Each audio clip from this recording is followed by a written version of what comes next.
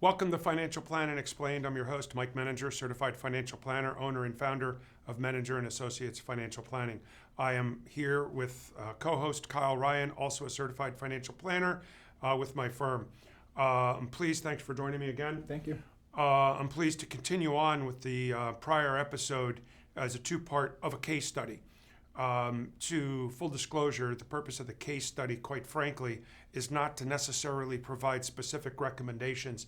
In fact, it's more to provide real life, the stuff we run into, as an opportunity for us to discuss issues that are out there, because I can assure you that at least one of these issues applies to every one of the viewers that are watching these shows. So with no further ado, pick up and give a real brief overview on what we encountered or discussed in the first episode. We got Roy and Kim, both 52 years old. Roy works for a large corporation, makes about 160 grand a year in salary, plus 20, 30, 40, $50,000 in bonuses, RSUs, and all that fun stuff. Meanwhile, Kim is self-employed. Self-employed, she makes about $80,000 in profit. So between them, I think they're somewhere in the low or high 200s. Yeah. Okay, between the two of them. Mid 200s. Okay. When they came in to see us, they said, "Hey, holy cow, we're getting killed with taxes. You know, we do taxes and we owe the government a ton of money."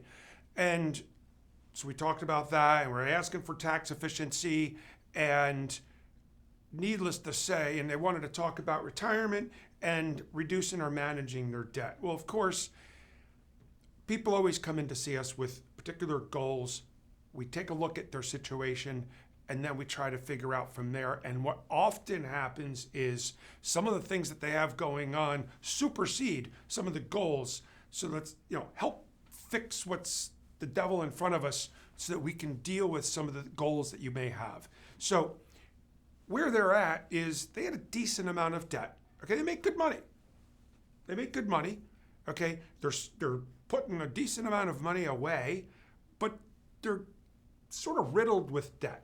Bad, not too bad, but they got their mortgage, which is fine. They have a $100,000 line of credit, home equity line of credit, that's costing them 8.5%. That's $8,500 a year. And then they have 2 car loans. Neither one of them is that bad. The interest rates aren't that bad. And they have $15,000 in credit card debt. Yep. Cash management was step one. Okay, they actually had the money in their bank account to pay off the credit card debt. Okay, but they didn't have any more limit on their home equity line of credit. Okay. So the immediate knee-jerk reaction is, if they have more room on their line of credit, pay off that credit card. Holy cow. Would you rather, all right, today's stupid question of the day, would you rather be paying debt at 22% or 8.5%? Duh. I'll even do a better one. If you have the money in savings, why not use that? And then if you need extra money, you can always tap the home equity line of credit after that. Exactly. However, they didn't have money in the line of credit. So one of the things that I thought about at the time is like 8.5%. We're poking around online, and their bank can give them a 10-year loan at 5.5%. Home equity loan. Home equity loan. Okay, at 5 3/4, something like that. I'm like, well, today's second dumb, stupid question. Would you rather pay 8% or 5 3/4? Yep. Okay, that's a few $1,000s a year just in the interest payment. And while your regular monthly payment might be a little bit higher, they want to pay it anyway. Yep. So it just wipes it down and wipes it down faster. So what I had them find out and is whether their bank would allow a home equity loan and a home equity line of credit. Now, what do I mean by that? So what happens here is it's what's referred to as first, second, and third lien positions.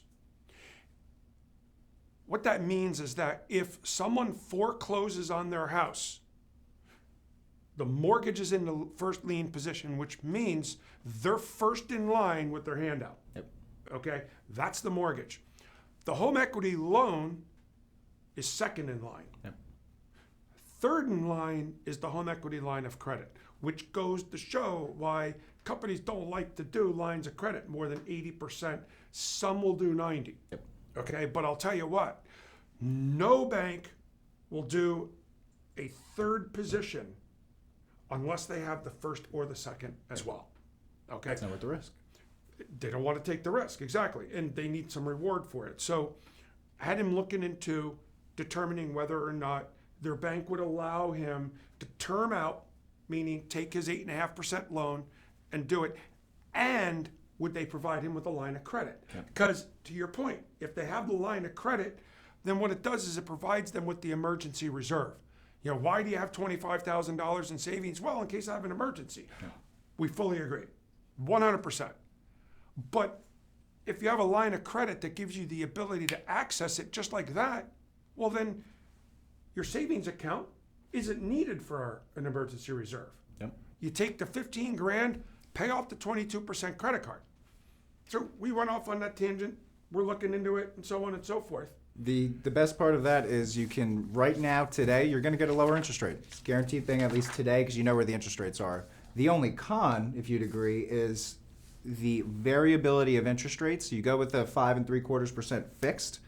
The only con is if you foresee variable interest rates dropping again below that 5.75. Right. That's the only, but that was a one-off event that interest rates were so low because of COVID. So Right. using planning, I'd still take a 5.75. That's correct. today, And by the knowing way, the alternative is. they always have the ability, if in 3 or 4 years that the interest rates drop below 5.75, refinance it, yep. It costs you nothing to refinance or a nominal cost to refinance. But until that point, Yep. they're saving almost 3% on the larger balance. Yep. Okay, and so they're way ahead of the game. By the way, I skipped and went to debt management. That's all right. All right. So those are the things we talked about. We were talking about refinancing the existing line of credit, but maintaining it. Yep. Okay, because I tell you what, and that goes back to what we talked about in the first episode. I said, why did you get this $100,000 line of credit? Or, you know, and that's because they put home improvements, large home improvements, and that our concern was if they paid off that line of credit with a fixed loan, and then we took out a new line of credit, that we check in with them at 2 or 3 years or 1 year from now, and all of a sudden they're running through the debt. Yep. And what I gathered in that meeting with them is that wasn't them. And we've had enough of them that we've actually don't make those recommendations. They got to figure it out. They got to do some budgeting. Yep. All right. Now, it wasn't the case here. Yeah.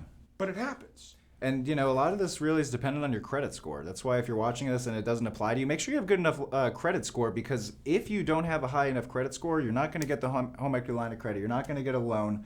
More importantly, another option for them is going out and getting a zero balance transfer card for a credit card. You can go out, 18 months free interest, go ahead and do that. But the issue is you have to have the credit score to be approved for these various things. You're sitting in the 600 credit score, you're not going to have 3 liens on your house. No, and not only that, but they're not going to give you a reasonable interest rate.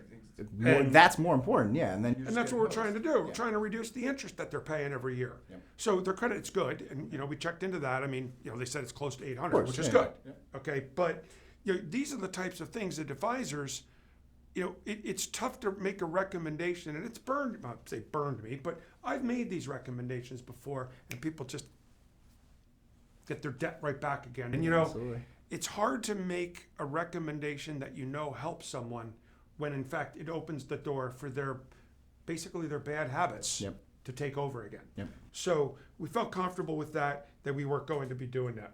So we talked about that. So let's talk about his wife with the self-employment. The self-employment has a lot of moving parts. Quite frankly, in their case, her self-employment was the cause of their large tax bill. Now, we're not going to say, oh, it's your fault. Yeah. But it really was. They're both of their fault. They really didn't know or understand the tax impacts of being self-employed. Because all these years, her husband had always, you getting paid, you get your paycheck, they withhold the taxes. She's self-employed. She gets paid the full amount. They don't withhold taxes. It's incumbent upon you. Yeah. It's like, you know, what could your tax be? And even 20. Roy's W-2 taxes is only looking at his income. Right. So they're withholding perfectly for his income. That's why it's never been an issue. A lot of people, they run into that. You get a side hobby, you open up your own business, you're used to W-2 taking care of itself. Now all of a sudden you introduce an extra employment or income stream and there's no withholding for it. Right. That's correct. And so, believe it or not, her tax rate is at 43%. All right. And you're like, how in the world can someone possibly be at 43%? It ain't hard. Okay? So let me explain. Very simply, and I'll try to do this slowly for everybody to do the math. What happens here is, to Kyle's point, their marginal tax bracket on top of the husband's rate is at 24% on the federal side. Here's a kicker, is Social Security wage tax. I've heard it in both ways. Wage tax. Wage tax is what we all pay. It's 6.2% for Social Security, 1.45% for Medicare. The 6.2% is capped. This year it's 2024, it's $168,800. But what happens is that you're paying it, but so is the employer. Medicare is 1.45%, no cap. And the employer pays it too. So fine, what happens here? So Social Security is 6.2 and Medicare is 1.45. The combination of the two is 7.65%. But guess what? When you're self-employed, guess what? You're the employee and the employer, which means you're paying 15.3. Then we got Pennsylvania tax at 3% or whatever state you might be in, okay? And then most municipalities in Pennsylvania are at roughly 1%, and their municipality is 1%.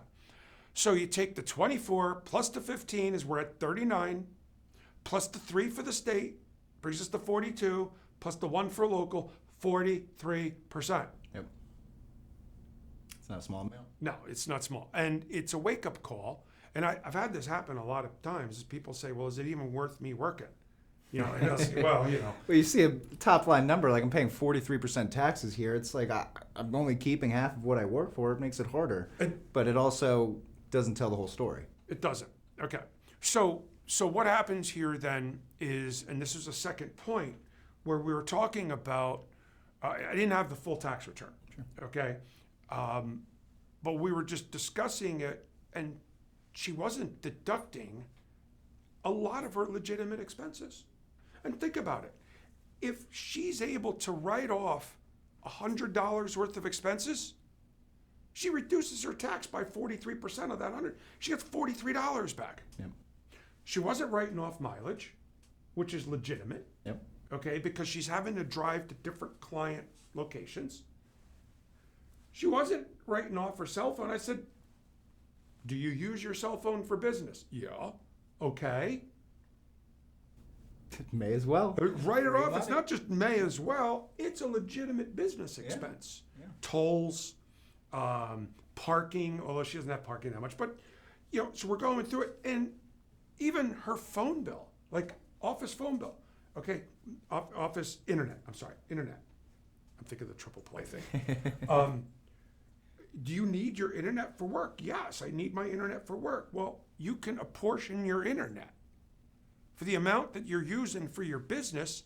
You know, if your internet bill's $100 a month, good luck at finding that, and half of it is because of you, well, then you legitimately can write off $50 a month, as well as other training. It's classes. almost endless, you know. If you have equipment, how you can depreciate it. Good, you know. If you work with an accountant and you're a business owner, make sure you have this conversation with them. If you don't work with an accountant and you're a business owner, here's your call to action. See if there's some opportunity out there, because it is amazing. You know, people can buy a computer. You don't, whether if it's for office use, you use it. You write that off. You know, people buy equipment that you can depreciate over years and years, and it's amazing what just goes, you know, unnoticed, where it's just money on the table. No doubt about it. So and I run into that a lot. Yeah. Okay. And this is black and white. And I'm not even going to get into the gray zone of the, you know, well, you know, kind of sort of count that. Home I'm not going office and stuff. Yeah. Yeah. Home office is actually a red flag. Yes. You know, legitimately, if you use a home office, it enables you, and let's say what they do is they say, what's the square footage of the office that you use? and divided by the square footage of the house, and you get off to write off the utilities and the mortgage and all these different things, you get to write off as that same percentage. But the problem is that it raises the red flag, and nobody wants an audit. Right? I don't even want a red flag. I don't want. Yeah, right, exactly. But it does. Yeah. We're going to pick up on this. We talk about the expenses and the taxes. What we'll do is we're going to take a short break, and then we'll come back and talk more about it, and then we'll talk about some of the other issues that we encountered and uncovered. So stay tuned. We'll be back with you in just a few moments. Do you keep up regularly with your investments? Where exactly are your hard-earned dollars going? Are you financially prepared for an emergency? I'm Mike Menninger, founder of Menninger Associates Financial Planning. We believe that education and knowledge are powerful, and we want our clients to understand why we are making the recommendations that we make. It's your money, and you deserve to know where it's going, because it's not how much you make, it's how much you keep. So call us today to discuss your financial concerns.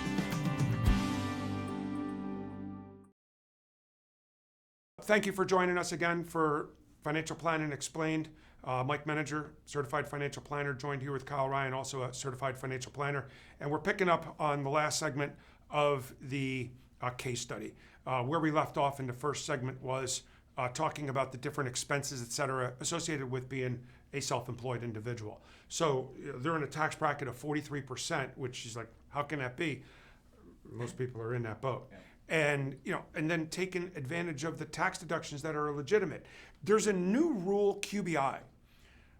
This was introduced during the Trump era, of the current tax code that we're in that expires in December 31st of 2025, and it's what qualified business income deduction, and that applies to most businesses that give you actually a 20% tax deduction just for your profits. Yep, it's a beautiful thing. It's an important word there, on your profit.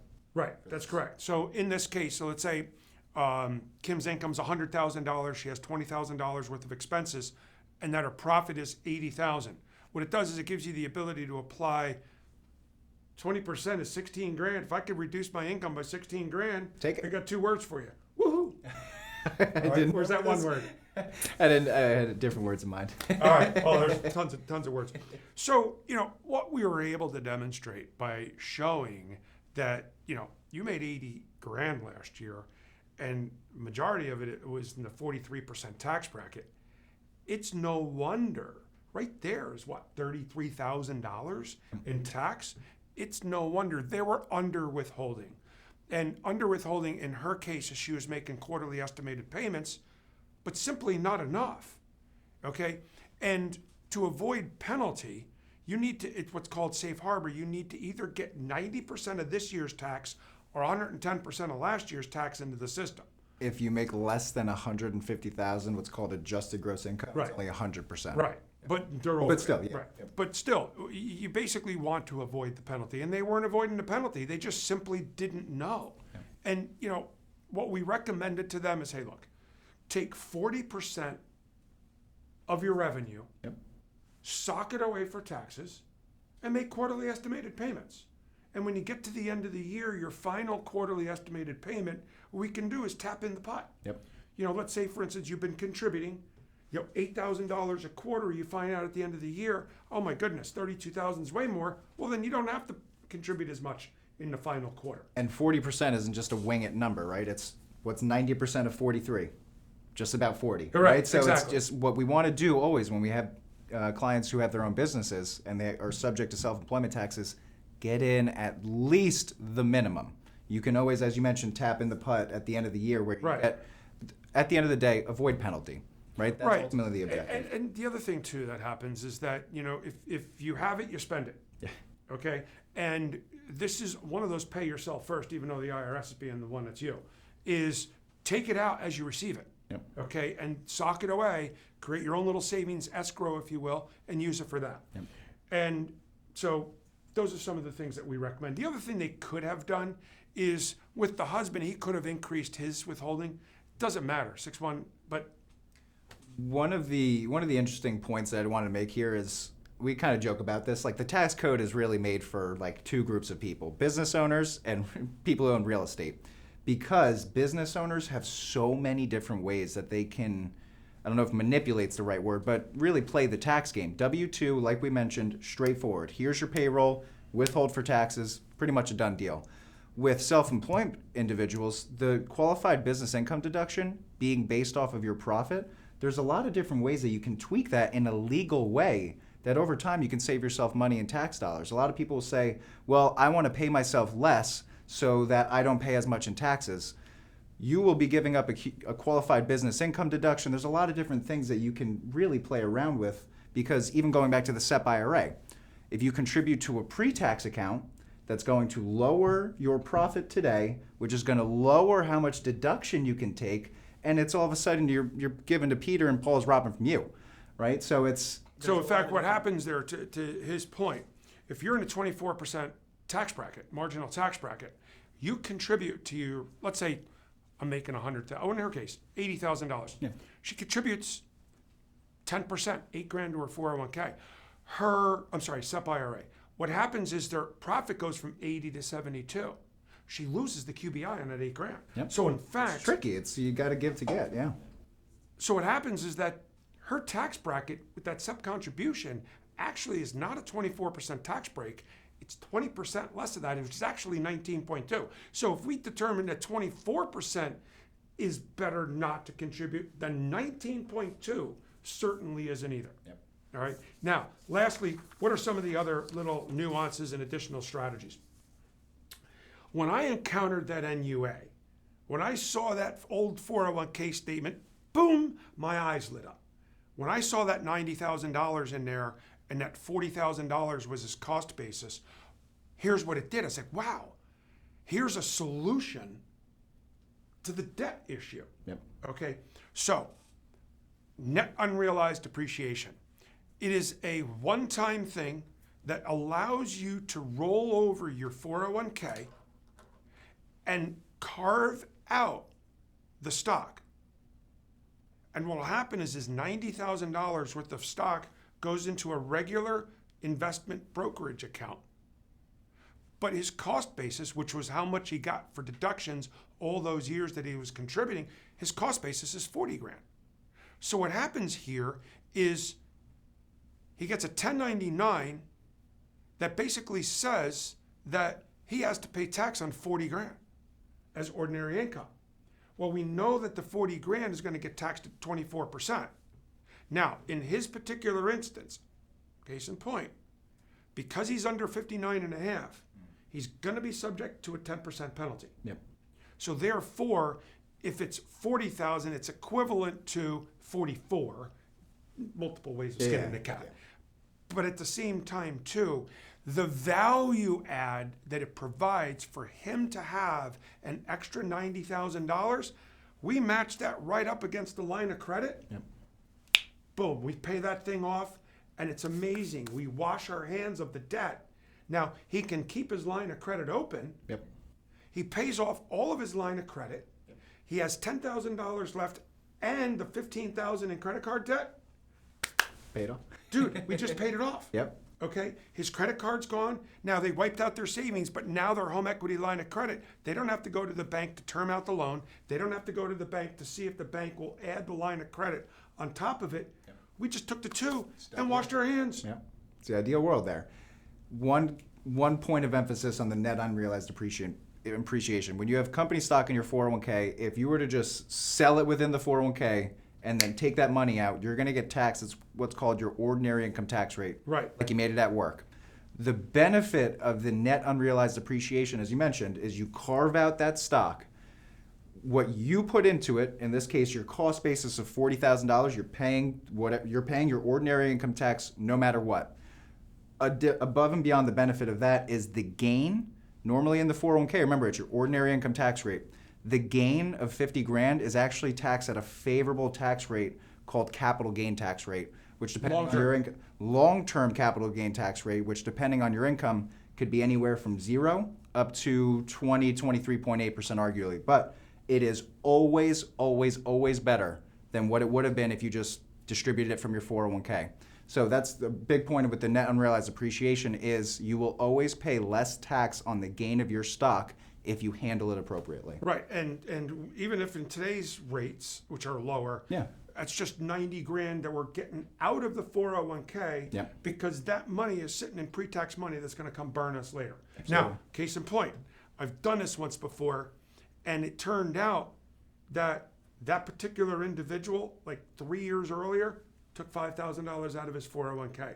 That rendered the NUA useless. Yeah. It failed. Yep. So we were able to flip it and everything else Undo like it. that. Yeah, because he was over 59 and a half, thank goodness. Yep. So that was one thing that we identified, and that was with the old 401k. Okay. Secondly is we had him immediately switch from the traditional 401k to the Roth 401k. Now, again, that's a recommendation we make almost across the board. I say almost. Which is better? This question is always asked of us. And the answer is always, It depends. it depends, right? Perfect, okay? So I train my guys well. So it really boils down to what is your tax rate today versus your tax rate later. When we look at, when you got $1 million of 401k or pre-tax money, we could tell you with a very, very high level of confidence that it's at a lower tax rate today than it will be in retirement. So therefore, whenever we have these situations, we encourage people to contribute to the Roth 401k, particularly as we go through tax years 24 and 25. Yep. Okay, all bets are off once we get to 26 because they may very well be in a 28% tax bracket, at which point we reevaluate. Yeah, it's a lot of moving parts, a lot of predicting and projecting there. But when they have 401ks the size they do, we project they're going to double by the time they start taking money out. They have pension, Social Security. They've got all this guarantee, all this income that'll be coming in. Feel pretty confident they're going to be higher than 22 to 24% on their marginal federal rate in the future. Right. And so another thing that we had suggested to the point earlier is discontinuing the SEP contributions. Okay. And we do this a lot for people who aren't in the stratosphere for income tax, but who are in a 22 or 24% tax bracket because of the QBI. The QBI reduces their tax rate by 20%, meaning at 24 becomes 19.2. Yeah. So 19.2 is not worth making the contribution in their situation. Now, 2 years from now, under the new tax or the new old tax or the old new or whatever, when we revert back, QBI is gone. Yep. And if QBI is gone and they're at a 28% tax bracket, then make the contribution. Yep. Okay. But right now we're making the same recommendation to a lot of folks that take a look at what your QBI is, take a look at what your tax rate is, and compare it to your future tax rate in retirement. And if it is substantially lower today, then you want to try to take advantage of not getting tax deductions. Yep. And then Roth IRA conversions. Yep. Okay, similar boat. If you're in a lower income tax bracket today than you anticipate you will be in retirement, then let's move the money out of pre-tax while the tax rates are going good. And oh, by the way, once we get done paying all this debt, now all of a sudden they'll have excess money, and actually they have that extra company stock. Yep. That they'll be able to use that company stock to support the tax on the Roth conversions. It's just a race to that line because we've got this year being 2024 and 2025 to predictably be able to do Roth IRA conversions at an efficient rate. We got to get the debt paid off. We got to get the Roth IRA conversions done, and in that order. And by the way, it's kind of funny. Getting the debt paid off oftentimes is better than making extra contributions. Yep. And in the case where somebody's over contributing to their retirement plan, and they've got this massive debt, I'll take a guaranteed 22%. Absolutely. I'll even take a guaranteed 8.5%. Right. Okay. And lastly, now that we got done with dealing with all of the burning fires, the reality of the situation is we're then going to come back and talk about the things that were important to them that are long-term planning. Yep. And the retirement planning is going to then be looking at, okay, well, you do have a pension from your old job. Okay, you do have a pension with your new job. And what are your goals, objectives for retirement? When do you want to retire? How much money do you have? What are your cost of living now? What do you project it to be in retirement?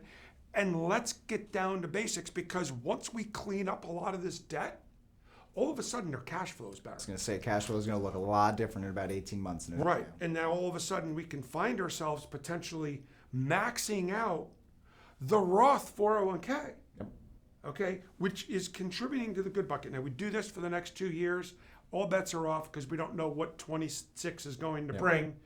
And, as you know, the only thing we can guarantee in life is No guarantees. nothing's guaranteed. Right, exactly. So that was basically it. So lots of cool stuff. Again, we like to identify these case studies because sometimes, and we also fabricate a few things here and there, although this had very few fabrications. It's just a great opportunity for us to be able to address topics that a lot of people run into on a daily basis. Kyle, thank you for your participation in these last 2 episodes. Thanks for having me. Thank you for joining us. I hope everybody learned something new, and hope you have a great day. And thank you for joining us and signing off on Financial Planning Explained. Have a wonderful day.